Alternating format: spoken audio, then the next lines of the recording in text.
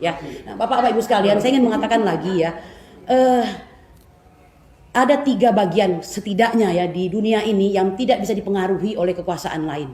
1, agama. Itu mutlak tidak boleh dipengaruhi oleh kekuatan manapun, karena itu ilahiyah dari Allah Subhanahu wa taala atau tuhan-tuhan yang lain bagi yang di luar agama Islam. Lalu yang kedua, hukum, Pak. Karena apa? Hukum ini mutlak diterima, Pak. Kalau sudah bicara hukum, berkepastian hukum, kata orang nggak bisa ngomong apa-apa lagi, kan begitu seharusnya. Meskipun di negeri Ruwetnesia, Pak, itu masih bisa ditawar-tawar, seperti kata Pak Mahfud MD itu, bahwa di Indonesia ini, dia tidak menyebut Indonesia ya, maaf saya salah, dia menyebutkan bahwa kasus itu bisa dicarikan pasal salah benarnya. Pertukangan di dalam hukum itu ada. Itu yang mengatakan mantan ketua MK loh, Pak.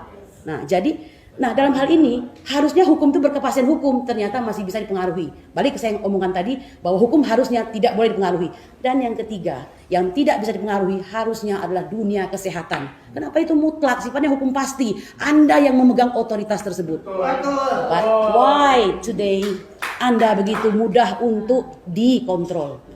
Perlu Pak ketahui, kami kan juga mengikuti ya Pak ya, hampir 2 tahun COVID ini diawali dengan banyak dagelan Pak. Belum lagi waktu itu mantan Menteri Terawan mengatakan tidak akan masuk ini ya COVID ke Indonesia karena begini, karena begitu. Jadi kita terkesan sangat santai.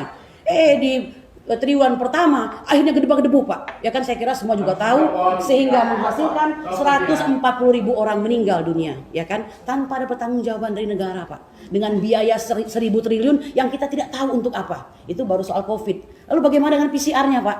Orang mau naik pesawat, mahalan PCR-nya daripada naik pesawatnya Pak.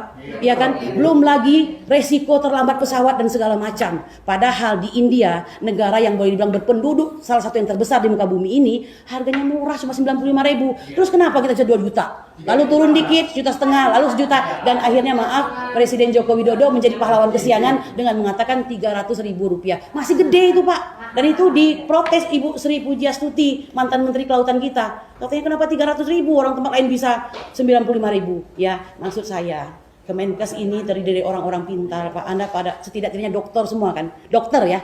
Dokter yang lanjutin sekolah jadi dokter begitu.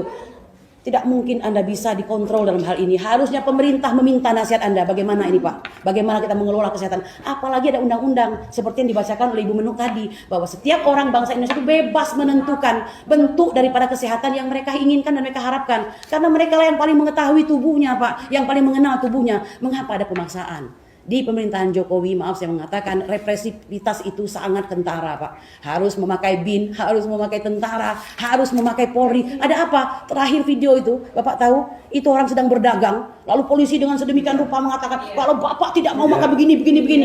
Lalu orang itu dengan cool sekali menyatakan, ya saya tidak mau diinin. Ini ada apa? Sampai mengatakan minta maaf Pak. Nah, kalau gitu. Tidak mau ikut aturan presiden silakan keluar dari Indonesia. Dari mana itu? Ya, itu menyakitkan hati itu Pak. Dan saya kira itu polisi tidak tahu bahwa tugas negara itu ada 4 dalam Undang-Undang Dasar 1945 alinea keempat, yaitu melindungi seluruh tumpah darah Indonesia dan seluruh tanah air Indonesia, memajukan kesejahteraan umum, mencerdaskan kehidupan bangsa, dan melaksanakan ketertiban dunia dan sebagainya. Lalu di mana fungsi itu Pak? Ya kan? Oleh karena itu, karena saya pembicara terakhir, Pak Punten, mohon dengan sangat jangan sampai pertemuan hari ini berlalu berair Pak, berlalu begitu saja. Mungkin Bapak manggut-manggut mendengarkan kami bicarakan tidak enak dengan kami. Tidak, kami nggak mengharapkan itu Pak. Pak Busroni ini orang baik, saya yakin Bapak juga orang baik, Ibu orang baik.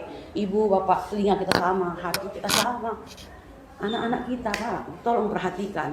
Ini baru satu sisi Pak. Negeri ini yang lain lebih parah lagi Pak. Bahwa negara ini sudah dijajah karena pemerintahan Jokowi ini terlalu Tiongkok Pak. Ya, jangan-jangan ini vaksin ini juga dari sana kabarnya Pak. Jadi bagaimana ini? Dan memang demikian rupa. Dan percayalah, ketika berbicara, Babe Aldo tadi mengatakan siap adu data.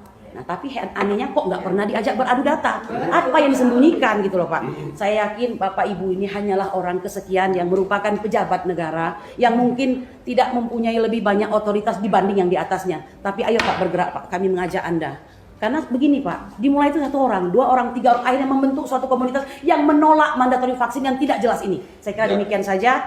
Ingat baik-baik bahwa pertanggungjawaban kita vertikal kepada Allah Subhanahu wa taala atau Tuhan-Tuhan lainnya bagi yang di luar beragama Islam. Sungguh-sungguh nih Pak, kasihan loh Pak. Saya pengacara nih harus mengambil alih tugas daripada ini Ustadz. Kadang-kadang saya harus ngomong yang ilahiyah. Padahal saya itu sebenarnya nggak mau begitu loh Pak. Nggak mau gitu-gitu amat gitu loh maksudnya. Tapi apa boleh buat Pak? Saking putus asa melihat bangsa ini gitu loh.